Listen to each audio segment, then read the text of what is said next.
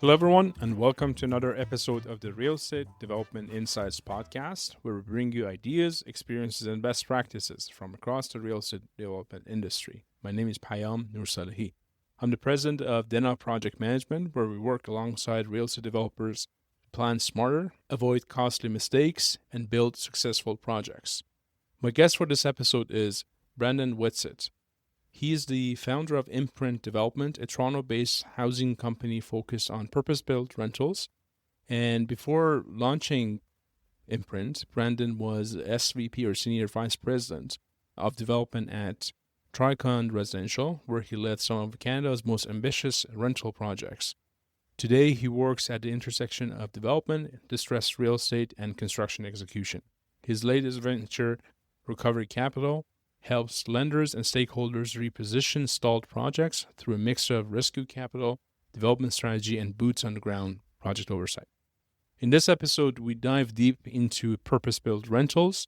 We go through the evolution and a little bit of a history of purpose-built rentals in Toronto. We talk about key differences when it comes to designing and building condos versus rental market or purpose-built rentals, which I have to admit there are quite a bit of differences, and it's a good learning exercise. I think overall as an industry in GTA and Toronto, we've had more practice with condos, and it's a good opportunity to try and learn different set of skills and a different mindset when it comes to dealing with PBRs. We talk about why Brendan thinks that horizontal project management outperforms vertical project management systems when it comes to rentals versus condos. That's an interesting point, and we've never talked about that before. We talk about critical systems and incentives that every rental project can benefit from. We talk about how to design with a resident experience in mind, how the design decisions that we make early on in the project will help improve the resident experience and help keep them there longer. So that would be definitely a great help to your bottom line and your operating income. We talk about challenges of leasing, amenities, operational strategy, and how institutional investors are looking to get into the Canadian PBR market. We also spend a little bit of time on recovery capital model, what it means, how it works, and how you may or may not be able to benefit from such an investment or such an intervention, if you may, in your project. At the very end, we try and forecast the next 3 to 5 years of housing supply, immigration, affordability based on our best educated guesses today. And as always, you can find all the relevant information for this episode and other episodes on our website, realestatedevelopmentinsights.com. That's all one phrase, realestatedevelopmentinsights.com. Please remember to subscribe to the show. Even better, please tell others about it and help us grow the show. Thank you and enjoy listening. Hi, Brendan. Welcome to the show. How are you doing today? I am. Thanks for having me. Good to be here. Fantastic. I'm happy to have you here. You come with a very interesting background, and I cannot wait until we dig into it and ask you a whole bunch of questions, which I think I know our audience is going to find very useful and learn a lot. Why don't we start with you giving our audience a little bit of background information, and we go from there. Sounds great. Well, thanks again for having me. Fan of the show, and it was a real pleasure when you reached out to have me join you. So this is great. My background, I actually got my start in the city building world as an architect. I went to architecture school at U of T. And then after I graduated, looked at the job landscape. I had my then fiance, now wife. We were both getting out of graduate school looking for jobs, and we figured we'd give it a go and head to the States for a little while. I'm from Washington, D.C. originally, so we spent about a decade in D.C., where I got a job with this wonderful little firm. I shouldn't call it little, SK&I Architecture. It's a mid-sized design firm in Bethesda, Maryland that does really fantastic, mostly mid-rise and some high-rise projects, mostly rental apartments. And that's where I got my first exposure to unit design, facade design. They had their own kind of singular style that they were very good at, and just a very professional, commercially minded shop. So I had a really good experience there. That said, I didn't last long as an architect. I think I lasted 14 months or something before getting hired away by my favorite client to build the building that I had been designing for the previous 12 months. Was that a sweet moment, or was it like, you know what, I'm torn, I like architecture, but I also want to go away, or was it a clear cut? It's pretty clear. Like I had started to have a hunch that I would like development way back in architecture school, but the path to doing that isn't always clear. And I frankly got lucky, right? Like I had a great project at the firm, I had a great client, and everything just fell into place. So you went there, you shifted from architecture to development, you got an offer, you started there. I do want to ask you, and I also ask you not to lose your train of thought, but why was it appealing? Why? Because I'll tell you the story. I come from the family of two architects. Both parents are architects. And my brother and I had pretty much no choice but to go summer, close that lines, and I ended up being a structural engineer. And at some point, I'm like, this is not right. That the first opportunity, I jumped away from engineering per se into more of a project management. What was there going on with you? Maybe walk us through that. What was the appeal? Because and the reason I asked that is I think there are probably people in our listeners, hopefully, that are at that stage and are thinking, you know what, I know my thing and I've been doing this. It's okay. Maybe it's not good enough. What was the appeal? I love design, like I love architecture and I like being creative. Going back to like studio courses and then certainly being in professional practice, it's just a lot of hours at a desk staring at a computer screen. And I really need to like be out in the world, figuring things out and talking to people and learning. So that wasn't the best fit, you know, being like a production architect at the bottom of the hierarchy, just like hours and hours doing that. It was rough. So that's what I was running away from. But then what I was running toward is, you know, my favorite client, they were called Insight Property Group. And at the time I was probably working on 4 or 5 projects. And they were just the best. They treated everyone so well. They made decisions quickly. They were a real pleasure to work with. And they seemed to be having a lot of fun. So I thought to myself, that side of the table looks a lot more fun than this side of the table. I wonder what that would be like. And I think it was as simple as that, wanting to have a piece of whatever they... What happened next? I got hired to build the Apollo. It's 600 H Street Northeast in DC, a 431 unit big mixed use project. It had a WeWork, a Whole Foods, and a bunch of inline retail. So like it was the flagship project for Insight, and it was a really cool project to do as your very first development deal. So on top of having a really great project, I had a really great mentor. Maurice Stern, I think, took me to literally every meeting, every phone call he had for 2 years. And I just shadowed him and learned everything I know. And at the time, I didn't realize how special that was. I was like, oh, this is development. This is how you learn it. Not realizing that not everybody gets that kind of close mentorship experience. Yeah. That opportunity, yeah. That's a rare opportunity. And it was a really small shop, like 3, by the time I left, there were 3 development partners. And I think across the whole portfolio, it was like $2 billion in project cost, right? So lean and mean, working with... That's not shabby. Working with institutional partners, state pension funds, investment banks, that kind of thing. So I like to think we delivered at an institutional level, but we had like a scrappy entrepreneurial energy where you had principals involved in day-to-day management of all the projects. And that's how I learned the business. So that's what I did. I ground away at the Apollo for a couple of years. When I started, we were just beginning demolition, and then we leased it up, stabilized it.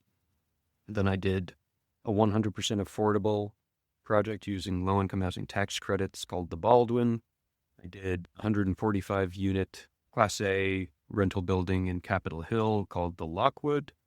Did an office to resi conversion, which was just as painful as it sounds, called the Ray, that turned into a very beautiful project in the end. You earn your lumps and learn a lot doing that kind of project, and helped out with other odds and ends that, you know, my team was focused on in the interim. Right.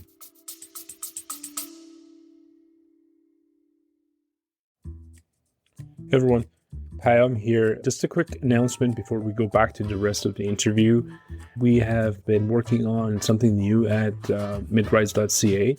For those of you who have followed my work throughout the years, you know that I'm very passionate about the midrise buildings and the part that they can play in solving our housing crisis issues in Toronto and Canada. And I've had the good fortune and opportunity of working on a number of different mid-rise buildings and study a whole bunch of different systems that work for these buildings, the pros and cons of each system, how they affect the schedule, how they affect the cost, how they affect the performance of each building, and what stages they need to kick in. We have started a new webinar series. It's called Mid-Rise Building Solutions, and we plan to present and review some of the systems that hold the most promise for the mid-rise building typology in each webinar. If you want to learn more, these are all free resources. Please go to our website, midrise.ca. That's mid-rise.ca. And again, thank you for your support. And then from there, you moved on. It was Tricon next destination directly after that? That's right. So I got hooked up with John English at Tricon through my wife's alumni network, I think it was. And when I was at Insight, we had been poking around the Toronto market because I had done this lunch and learn, and I showed my colleagues all about the market fundamentals. And I said, this is going to be a great place to do rental housing. So they, with their blessing, they said, go figure it out, see what it's like. Maybe we'll do something up there. So I connected with John. And it was a funny conversation because the first few minutes I thought I was pitching like a co-GP thing and he thought he was going to hire a new director of development. So we got that confusion figured out. And then 6 months later, we arrived at a deal that made sense for both of us. And I moved up in the middle of the pandemic to join Tricon as their VP development to help, professionalize the PBR platforms. At that time, they were just leasing up the Selby at Bloor and Sherbourne. And again, it's the middle of the pandemic, right? So it's an odd time to be doing that. And they had established this amazing, I think at the time, 5,000 unit pipeline. Right. A dozen projects. And they were one in and trying to get systems in place. How do you launch a building? How do you integrate design, construction, property management? How do you maximize value for your promote crystallization? Like all these things. And that's what I helped them do for about 2 years. Fantastic. And then from then, I guess gradually and eventually you come to Imprint, which is your own show. That's right. So left Tricon in February of 2023, so a little over 2 years ago. Shortly after the birth of my second kid, we had a little daughter, and I was at home over the holidays thinking about what comes next and thought it was probably time. You decided to have a third kid very shortly after, basically. Start a business. Yes. I know the feeling. About to turn 40, if now or never, right? Now or never, yeah. You said that you touched on a whole bunch of different things that makes me worried that we might be here for a few hours. But one of the things you said that I love, and I'm a big fan of, is systems. And I didn't think we were going to start from here, but I'm very intrigued. Let's talk about systems. And I want to approach it from this perspective that I know firsthand experience that a lot of the developers that I've had the pleasure and opportunity to either work with or know of or have been involved with are really good, have really good systems and processes in place to launch a condo building. What to do, at what stage, different teams, very specialized, very clear tasks. Here's how you do a 30-day form. Here's how you clear the checks. Here's you do your APS. They can do it, and there are pretty decent players out there in the market, which I know, which I'm sure you would agree. Do we have that on the rental side? It's a great question. So there are some really excellent rental developers in town, but it's a nascent industry here, right? So no one built rental at scale for 50 years, right? From the mid 70s. And now you have players like Tricon, Fitzrovia, and others delivering really high quality Class A buildings to the market, but learning as they go, right? Like there weren't that many people who had launched more than one. And most people who had launched even one hadn't done full life cycle. Because one relic of the condo industry is that within a corporate structure, you tend to have these verticals where, someone will do the planning and then they'll hand it to a design team who hands it to a construction team who hands it to do the PDI and warranty work, right? It's much more common or at least where I learned the business, to have a horizontal project management model where you'd have a development executive accountable for each of those project phases and serving as a quarterback all the way through.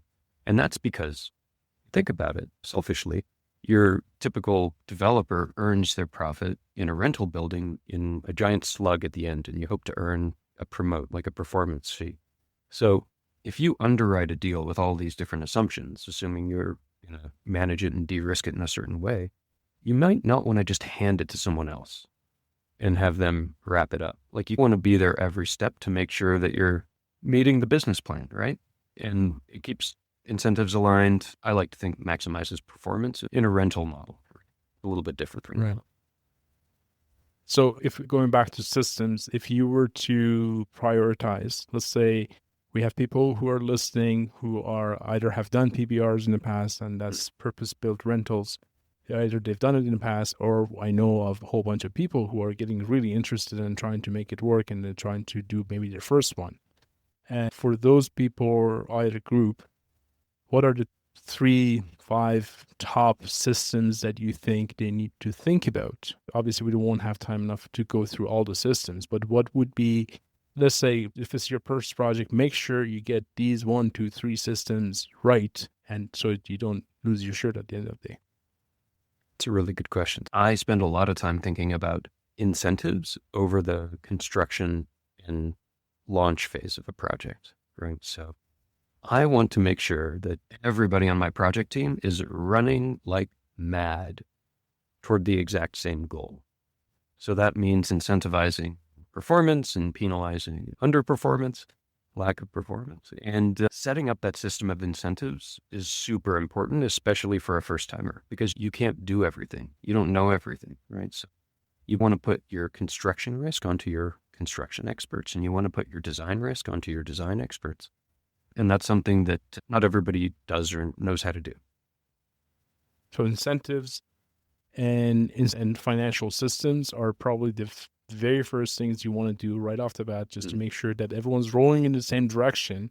At the same time, you have enough fuel basically to go through it, right? I'm going to segue to it reminds me of what Jim Collins says in his book Great by Choice, where he talks about having a lot of ammunition, a lot of depots, a lot of extra canisters of oxygen if you're going to go Mount Everest. And I think you and I probably can agree that some of the earlier ones, some of the ones who are new to this game of development might not have enough extra canisters of oxygen when they're climbing the mountain. Would that be a fair point? It's hard to, right? Yeah. If you don't have track record and reputation, you're not going to get the best pricing. You're not going to get the best financing. Your margins are going to be tighter. Like everything's just harder. It's not fair, right? It should be easier when you're starting out. But it's not. It's true. Like if you're trying to scale that mountain and you haven't been up it before, you haven't had a chance to stash your reserves, to carry the metaphor a little too far. So you came back to the country, basically. You're working on the rental and versus condo. We touched on some of it, the horizontal versus vertical management style. Was there an aha moment that you came in and you're like, what? Like, what did you guys just say? Is that how you guys do it in condos? And that it doesn't totally make sense? Did you have any of those moments? A lot. There's a lot of them. Okay. So I'm happy. So let's go through them. If you think about what the condominium business optimizes for, and let's assume we're all optimizing for profit, roughly speaking, however you want to define a profitable outcome. Yeah. Because it can be different things other than simply bottom line, but whatever your most profitable outcome is. In condominium, it's really a sales and marketing game, right? You sell most of your units based on paper plans, right? Through a sales center, through brokers, and you're popping champagne and holding events and doing photo shoots with sports cars. And it's like a very different kind of game compared with the sales and marketing process for leasing apartments. So leasing apartments, you're going to sell that apartment once every year or every 2 years. Your customer gets to walk through it every single time.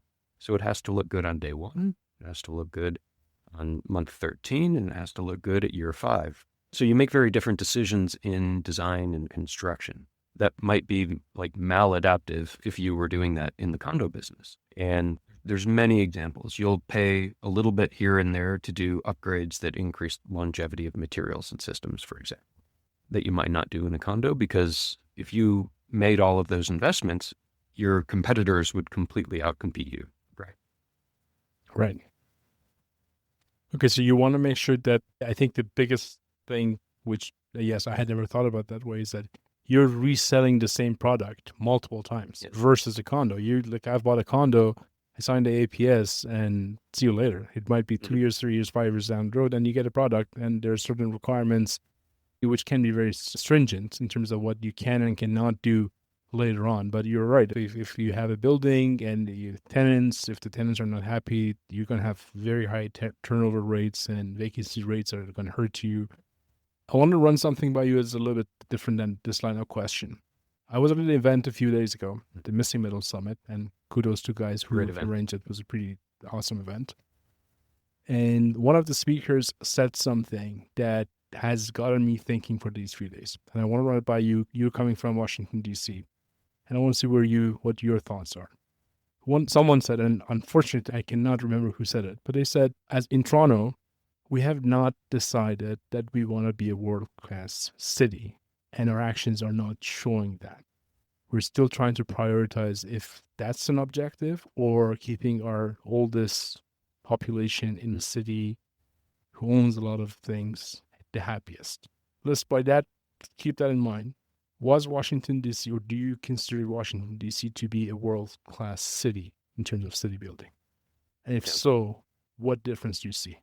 They're very different places, right? I found that people in Toronto use the term world-class city a lot. And to this day, I haven't quite figured out what that definition is exactly. If you were going to be academic about it, you might say, GDP size, number of startups, who knows? On many of those dimensions, Washington is a small town, 700,000 population, and it's geographically very small, 60 square miles or something like that. But the metropolitan area is around the same size as the GTA, 6 or 7 million people, something like that. But it doesn't have that conversation with itself in the same way that Toronto does. People don't struggle with the question, are we a world-class city? What does that mean, right? It's absent in the political and growth and planning conversation. They just do things differently. I wrote an article once that talked about the differences between the municipal org charts between the two cities. And one key difference that I think echoes out into everything in development and planning is all of the planning functions in DC sit under the deputy mayor for economic. But in Toronto, economic development is in a completely different vertical. It reports to someone completely different. And it has more to do with social programs and cultural events, arts. So the planning department doesn't report economic development. And in fact, you're discouraged from having an economic development conversation as part of your planning process. Whereas every project I did in Washington, you would submit an economic impact statement and say, here's how many jobs it'll create, here's how much property tax it'll create. And I found that in Toronto, maybe part of the reason why that speaker was saying, we haven't decided if we want this yet, is so much of the conversation is about the downsides of development. Who's going to cover the costs of development? The central question. Nobody in Washington talks about that, zero. No one ever says who's going to pay for the sewer. It's more about different city councilors advocating for their wards. We want the jobs. We want the investment. And don't get me wrong, they still want concessions and contributions for community uses and affordable housing. It's all that. But they want that in their neighborhood because then their constituents benefit. And the conversation in Toronto is much more about, let's keep it out of my neighborhood and offset the costs. It's all a trade-off. It's a negotiation. Yeah, for sure. Yeah. That's such an interesting. I follow your newsletter, and I suggest everyone who's listening to go follow your newsletter. I had missed that article that you published, but that's such a great mindset shift that you have seen. And you're absolutely right. We live in a country that, as an overall, don't quote me on the numbers, but I would say probably one of the maybe 1/3 or quarter of our GDP, and everything ties into development and construction in one shape or form or other. If it's civil, residential, or infrastructure, whatever you call it, a lot of it happens there. And it's interesting to your point that our city is not geared to capitalize on the benefits of what this can bring. And I totally agree. This is where probably our speaker was also thinking about, saying we haven't prioritized this. This is not a priority. So that would be whoever's going to run for mayor in a year or two. So that would be something to think about. That's good. I appreciate that. Let's go back to Tricon. You went there. You tried new things, you tried to bring a new mentality there. What was the biggest challenge, or what was the biggest thing you learned that we would pass that to our audience? I had a great time at Tricon. So they have a really young, energetic, and like hungry development group that does all of the Toronto projects. I went from being like one of the youngest people in my old company to being one of the oldest. I had like 30-year-olds calling me sir. It was super weird. But I got to see how development construction happens in Toronto at a big scale. They had all these great, like large scale projects. So I got to hang out with people from Delterra and LS Dawn and SkyGrid. And I got to, meet a lot of other development companies in the city that we were partnered with or working with on things. So it was a great way to get plugged in. They had a culture that was very quality forward. So we spent a lot of time thinking about the resident experience, durability and quality and amenity and unit design and that kind of thing. So we were very aligned in that regard. It's funny, the biggest challenge is just it's a big company. And I had come from a company of 12 people. And most of Tricon's business is in the Sun Belt, single family rentals, right? So the development group in Toronto wasn't that big, but we were nested within this much larger organization. So you had large organization culture, right? It was an adjustment a little bit because I had to spend a lot more time on like internal consensus building, say, than when I worked for a small company and I could spend all my time focused outward, in the world working on my projects. Right. On getting things done versus lobbying and making politics work. And it's just how it goes, right? Like when you hit a certain scale, you have reporting structures and compliance and all this stuff, but I'm very grateful for my time at Tricon. You mentioned quality forward. Let's talk about that. Amenities and units, right? I've heard you talk about this before. And one of the things that intrigued me to have this conversation, to do at least part of it, and part of the reason is that you mentioned about the move-in experience. I've heard you talk about that, of a potential tenant. And I know I've sat in many design development meetings on multiple projects with different developers, and it's hard to bring that to the table. I'll let you elaborate on what that whole idea was, and I'll chime in where I can. So the reason I harp on this, maybe a little bit too much, is rightfully so.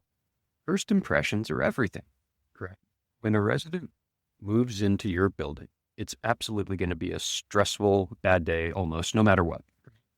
Moving honks. It's no fun. So they're already going to be coming in from a position of stress and maybe a little bit of vulnerability. They don't know anybody. So you want to make that first experience as pleasant as possible. And there's a few ways you do that. One is the design of the building, right? Like you need to leave enough room to do this. You need it to be convenient. Is it labyrinthine, like snaking path to get to the elevator? Because if you have a king size mattress, that might be a problem. Do you have a staging area or a move-in room that you can access on trash day? One thing I see in Toronto zoning packages all the time is garbage staging happens right in front of the elevator.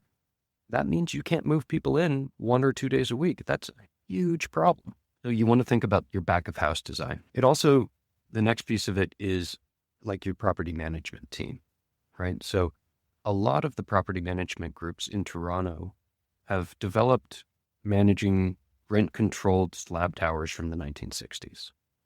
And for better or worse, the way that the regulatory environment works, in those buildings, you increase your rents the most when someone moves out. So your financial incentive, frankly, is not to provide the absolute best experience for your renters. Now, there's lots of reasons to still provide good experience. There's reputation, there's creating a pleasant work environment, there's just ethical responsibility to do so. But at the end of the day, people get paid when those units turn. Whereas in like a new Class A building, you're really competing for the best customers. So you need to provide the highest level of service, right? The best amenities, the best overall package, however you define that. Coming back to service, on that move-in day, you want a concierge who knows that you're coming. They know your name. They know the size of the truck. They've reserved the elevator for you. They've put pads on the walls. Like it's a high touch service, and it's really important to make that as pleasant as possible. Now, if you get moving wrong, what happens? This person has just signed a lease where they're probably paying a big rent because new buildings have the biggest rents, right? Say they're spending $3,000 and they move into this building and you forgot they were coming. So the loading berth is full. There's no place for them to park their truck. They spend the first hour coordinating to move a car out of the way. They finally get in there. There's a bunch of boxes or trash bins blocking the elevator, and you try to fix that. And then it's a long slog down a jogging corridor because it was inconvenient for the architect. And they finally get to the elevator and one of them's out of service. Like, if you give them that experience, they're going to go on Google, they're going to go on Apartments, and they are going to rip you to shreds.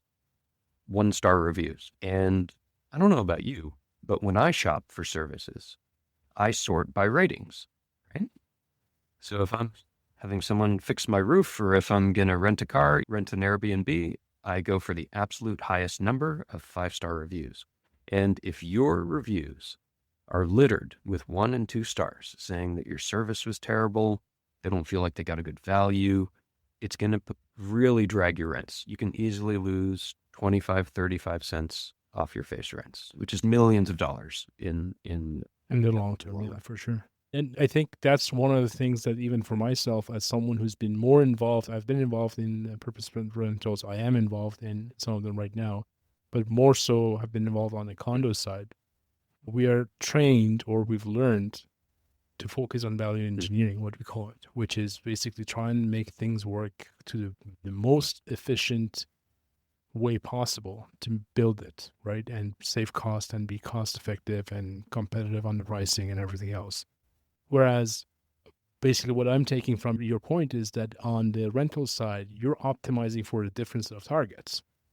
Yes, you do want the cost to be within reason. Obviously, you don't want to pay an arm and leg for a building, but that's not the only set of targets. That there are operational. Let's close your eyes for a minute and imagine you're walking through that corridor with a king mattress or a queen mattress for that purposes. There are buildings and products out there that even a queen mattress might be an issue. I was helping a cousin about a year ago moving into a new space, exactly to your point, and the queen mattress wouldn't fit. We had a very fun experience of pulling it up the 6th floor of stairs. And so that's different lens. And I think this is one of the things that we in Toronto need a lot of practice, trying to think about it that way, trying to see what that experience is. Let's talk about amenities, units, experience, and amenities. What are you seeing in amenities these days that you go, really? Do you have that as an amenity in your building and not the other one? Do you have any of those moments? I probably am, I don't know, less cheerleady about amenities than your average rental developer. You know, in the US, there was this amenity arms race when I started my career, and everybody was competing to put in the biggest, baddest, craziest, amenities in their buildings. And I think back home, people have really started to pull back because they found that it really increases your OpEx, right? It's a lot of maintenance, a lot of furniture to replace, it gets broken. And let's come back to the leasing aspect because there is value to it from a leasing perspective, but in the long run, people don't really pay more in rent for it. So you want to choose the amenities that drive a lot of value and make people sticky. Like, I don't want to move out because I've got this great co-working space, or I've got this great gym and I don't need a gym membership. And my gym is less busy anyway, right? Like, you want those types of feelings among your residents. I think over the top niche amenities, and I don't want to pick on any, probably drive less value. I think if you have good co-working space, which any space can be, by the way, a lounge can be co-working, a cafe can be co-working. But if you're thinking about your furniture groups in a way that's a very easy use in a gym, I think you're 80 or 90% there. Right. To get the main right, apply the 80-20% rule and just don't go overboard. You don't necessarily need a wine cooler in the lobby. Not everything needs to even be expensive. You can do a lot with trim and paint and a little FF&E, but have some fun with it. That's a good point. Do you see, or I guess, how do you see the institutional appetite these days? Are you seeing that to become more and more interested in coming into the mix? Obviously, we have a new government in place that after the election, there are lots of talks about the government becoming a developer or some capacity in the development world. Do you see any other trends out there that might be interesting? The institutional landscape. I wish I Yeah. could say I'm seeing a lot of like new entrants into Canadian rentals. I'm not really. Where I see changes are pretty much everyone and their mother is now interested in student housing, which is interesting. Both purpose-built student and de facto student. I usually advise that people be a little cautious getting into purpose-built student housing. I personally love de facto student housing, where you just build a unit mix that is good for students, but isn't only for students. And then that way you have a little bit more resiliency in the long run. Why am I a little more bearish on the purpose-built? There's a few things happening. So one, the government is really coming down hard on some of the Canadian degree mills, we'll call them, right? In the NPR numbers. Yes. And even if your purpose-built community has a deal with a blue ribbon university, you've got to deal with U of T. Because there are so many fewer NPRs, that does reduce the pressure on the overall housing market. So a new student is going to look at your very expensive purpose-built student housing accommodation, and they're going to compare it with the group home. They're going to compare it with a 3-bedroom apartment. You're saying that they will have more options, More basically. options, right? Less competition out there. Prices are a little bit softer. And that trend is going to continue. I don't see the huge numbers of non-permanent residents coming back anytime soon. And the government has said, we're not doing that. So I think it's an odd time to invest heavily into an asset class that doesn't stand to benefit from that larger demographic change, personally. Interesting. That's a good point. You and I have talked about what you guys do at Imprint. And obviously you do your own developments, or you're working on a few deals, but you also, one thing you mentioned to me, which was very interesting to me, and I want to dive into it without you sharing too much information where shouldn't be. You mentioned broken projects. I think that's one of the terms that you had used before, or the projects that are in trouble. Let's put it this way, which unfortunately, there are too many of them today. We have lots of projects that are in trouble. And it's concerning to some extent, to a great extent, I should say. And you were mentioning to me that like some of these projects do have room to be salvaged. There is a chance to salvage them, bring them back, give them CPR basically, and try to do something with them. Maybe walk us through that landscape a little bit. What is a broken project? What are you seeing out there? What are some of the items? Or I guess, let me take a step back.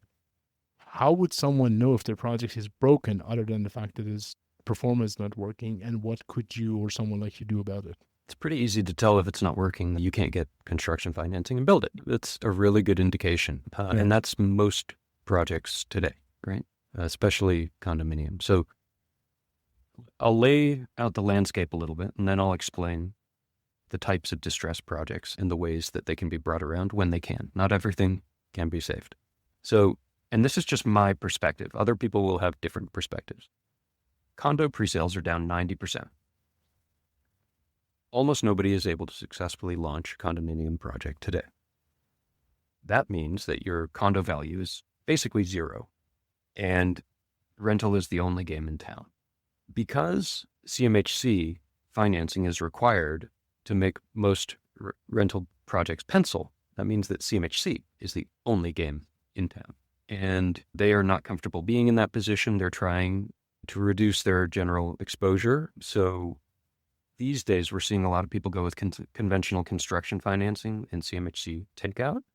And that's the modal project. That's how things are moving forward in today's environment. So we have a lot of condominium projects that are stuck with cap stacks from 2021, 2022, with a project basis that is well above its current land value. And often an outstanding loan balance that's well above its current land. So these projects are technically speaking underwater. So a lot of people are thinking, oh, well, maybe I'll pivot to rental, right? And sometimes that's the right answer. Sometimes it's not. Sometimes the best thing to do is, the only way out is through. And if you could just find the equity, recapitalize the project, agree to a new structure that you can stomach, and get through construction, if you can do that with a reasonably good product, you will probably be happy you did in a few years' time, I think. The problem is finding the structure that everyone can accept, because there's not a lot of liquidity right now. Like, a lot of developers have been interest expense, carrying projects, hoping that they'd be able to launch, and they don't have any cash left to bring loans into balance and get into construction. One thing that I'm focused on, started a new platform in December called Recovery Capital, and we provide rescue funds to projects that are struggling to get construction financing. The way that typically works is we're last dollar in, first dollar out. So it's senior lending, basically. So it requires cooperation among all of the stakeholders, a land lender, a developer, anyone else in the cap stack. We want it to be a collaborative process to get people the money they need to move a project forward.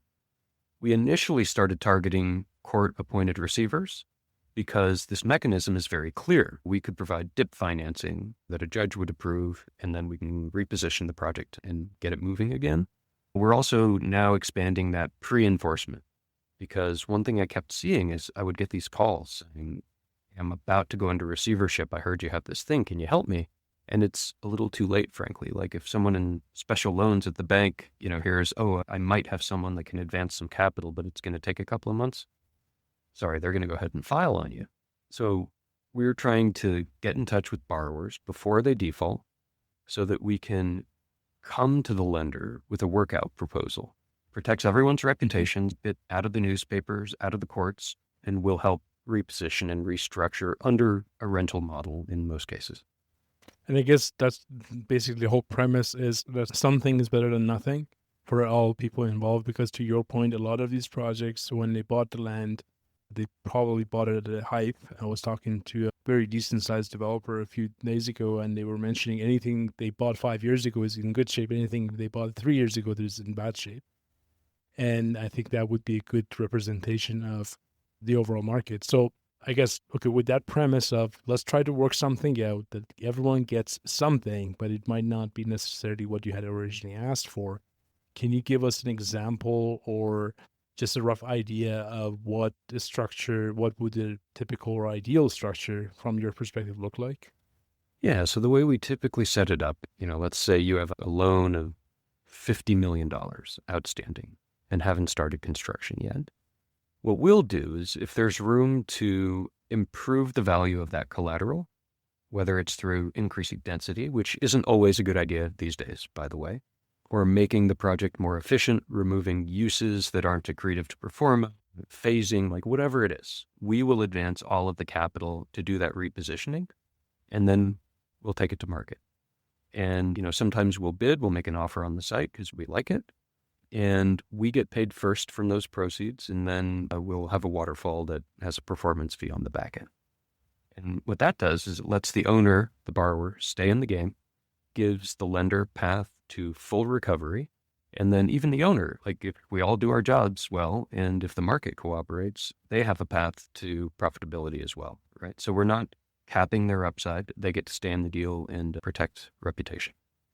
You alluded to something in your comments that if you stick with it in a few years, you're going to be happy about it. So you have, for our audience that cannot or are just listening to the audio and not watching the video, you have something in your background that resembles a crystal ball. And I'm going to use that metaphor. And I'm going to say that if you had a crystal ball, with a disclaimer that this is just a fictional conversation for everyone listening. If you had a crystal ball and you wanted to say, I think in the next 5 years, this is the landscape we're going to be looking at, what would that landscape be in terms of what's in the market, what the market activity is looking like, who's going to be happy, who's going to be sad? I wish I knew. I'm a terrible prognosticator.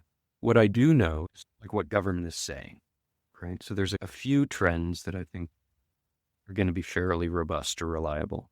One is the immigration targets. We already talked about the reduction in NPRs, right? And I might get the number wrong. I think the government is forecasting a net population reduction of like 1 million people in that category between now and 2027. They anticipate ramping population growth back up to about 1% per year in new immigrants. That's about 350, 400,000 people per year through the permanent residency pipeline, right? So that's something that they've said we're going to do. And there's basically political consensus around that. But there's no housing starts. Deals don't pencil today, rents are a little bit soft, mostly at the high end, which we can come back to. Rents are not really softening at the lower end. And that's because you have a lot of new supply coming online today, like the projects that started construction a couple of years ago. But nothing new is starting. And what that means is in 2027, 2028, we're going to have hundreds of thousands of new people coming to this country and no place for them to live. And that's going to mean prices and rents have a decent shot at rapid escalation. Like you'll remember, we had rents rising more than 10% per year in Toronto a few years ago because we just weren't delivering the number of houses that we needed to, given the population increases. And I think that's coming again, probably. Again, low to medium confidence on that, but that's something that the government has said they're going to do. And then there are other tailwinds around the way that the political discussion about housing is going. I think to our earlier conversation, I think there's a general recognition that growth is good, actually. I hear fewer sort of supply skeptics out in the wild these days. I think it's become more mainstream to say that you actually do need more homes to house more people if the population is going to grow. And it sounds today a little crazy to say, but that was not always the mainstream position even 5 years ago. And it feels like all levels of government, some more than others, do signal that they think processes should be liberalized, incentives should be sharper toward growth, and we need to get costs down. So I think those are all out in the atmosphere, and we're seeing little by little policy moving in that direction too. And to top that off, I agree with you that for the first time in a long time, we're seeing, and we have been seeing it, I should say, for the past maybe year or so, maybe 2 years by now, that a lot of vectors are starting to point in the same direction and then potentially the right direction. And I go back to the summit, the Missing Middle Summit a few days ago, that when I was looking and someone had done a great job of mapping out timelines of how these changes are meant to happen. And yes, we need this single staircase change here, but the process is going to take this and this and this. So it will potentially happen in 2.5 years.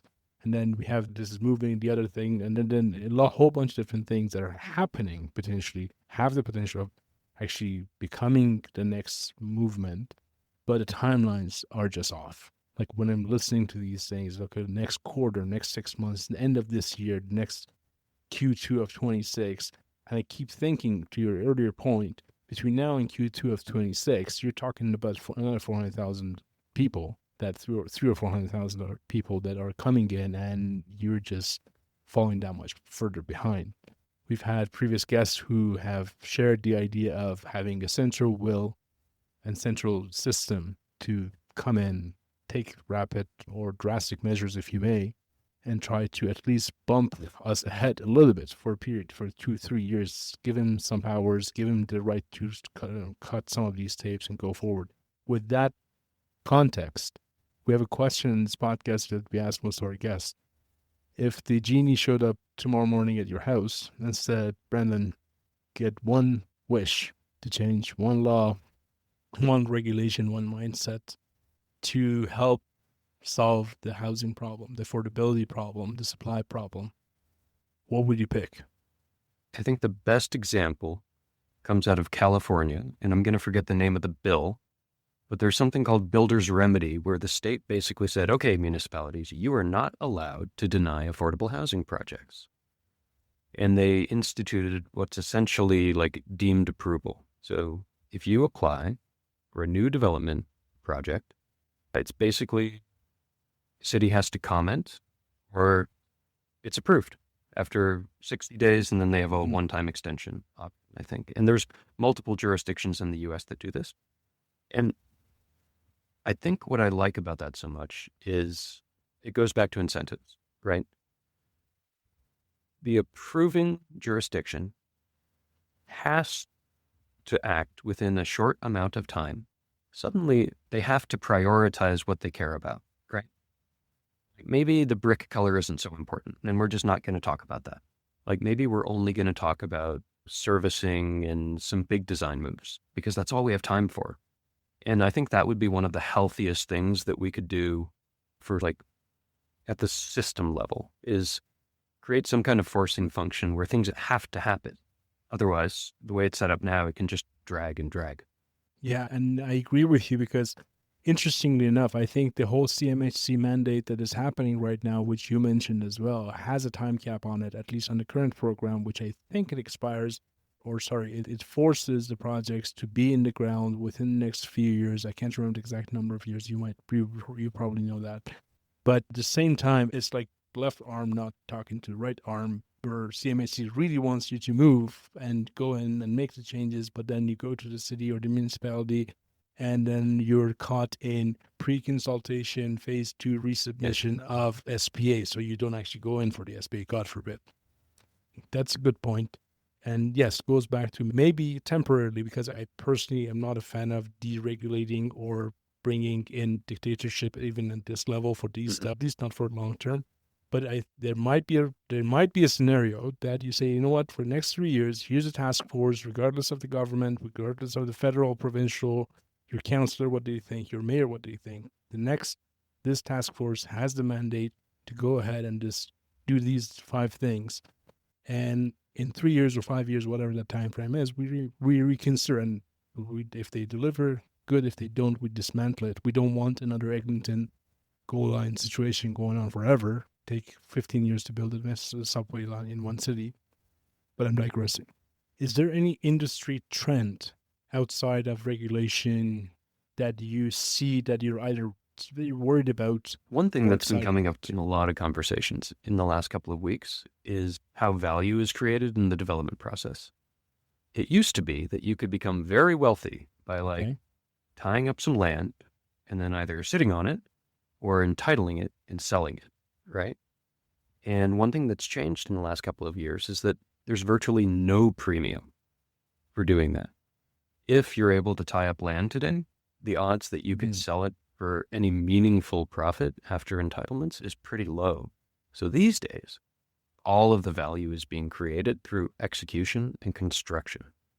And this is causing a lot of, I think, turbulence in the industry, because suddenly lenders, equity partners are noticing how construction is going on projects, whereas previously the market was ripping and these gargantuan profits would cover up all your sins. These days, if you are perpetually behind schedule or perpetually reporting new cost overruns, your partners and lenders are noticing. So I think we're starting to see some tightening of the screws when it comes to construction closeout and that kind of thing. And then another aggravating factor in this new trend is that when you're building a condo, you realize all of your profit at the end, if you think about it, right? You've got all your costs, and then you've got your last sales, and the cash is left over at the end. That's for you. If you're late or if you have cost overruns, it comes out of those profits, and your profit is smaller, and no one likes that. But that doesn't really bother your construction lender, for example, right? With a rental building, there is no slug of cash at the end. There's no cash to cover your sins. So when you get to the end of your construction loan, there's no more money, and it comes straight out of your pocket. And I think a lot of people are discovering that now in late stage construction projects, that you can't just not execute change orders and hope for the best at the end of the deal. Like, you really need to manage your construction much more tightly these days. And that's a fair point. Going back to what you said earlier about the entitlement process, I want to say we had a sub-industry within the industry that only focused on getting premiums on entitles and just go pick up a piece of land, keep going for the sky and see how much you can go. And then the land would change hands multiple times for 20 years and we wouldn't actually get any product to the market, which is probably for part of the issue we're facing right now in terms of not having enough supply, is that there are many sites, and I hate to say this, that I know of personally, that have gone through multiple hands, through multiple entitlement processes, and nothing was delivered. And that does hurt. That does hurt the supply. And yes, to your point, these days, I guess those parcels are being a little bit filtered out. And hopefully that would be the case moving forward. I very much appreciate you doing this, Brennan. This has been really great. I've learned a lot. I'm hoping that we can do this in a year or two and go back to your crystal ball to see what it looks like at that point. Hopefully our predictions are somewhat correct, and I thank you very much. Thank you very much for the time. I enjoyed it. Just one last thing before you leave. we've created a document called Real Estate Development Toolbox, which you can download for free from our website at realestatedevelopmentinsights.com. This document is basically the result of us asking our network and our listeners, what is the top tool that you use on a daily basis to keep yourself aware of information that's going on in the industry, the changes, the trends, the technologies, the regulations, and or if you with the tools that you use to make sure that you deliver quality results to your clients and customers, the tools that help you with productivity in what you do, and also any softwares, specialized softwares that you think are useful to share with others. So if you think there are resources that you're using on a daily basis and you would like others to know about them, please make sure to let us know, and we will make sure to include it in the next iteration of this toolbox. Thank you very much, and I hope you find this document useful.